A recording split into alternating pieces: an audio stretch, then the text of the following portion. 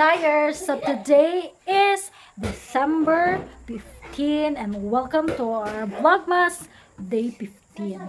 So ngayon guys, gabi na. Ngayon pa lang ako magsisimula ng aking vlog because magpe-prepare ako for the Christmas party for tomorrow. So ngayon, magpe-prepare ako, i-prepare kong mga gamitin ko, makeup, outfit, and etc. And mamaya is maglalagay tayo ng Christmas fake nails. And yes, samahan niyo po guys. So, I'm here dito sa aking makeup storage. Kukuha tayo ng mga foundation na kakailanganin natin bukas para prepare ng mga kadangs, no? So, ayan. Hindi ko na alam yung mga gagawin ko at saka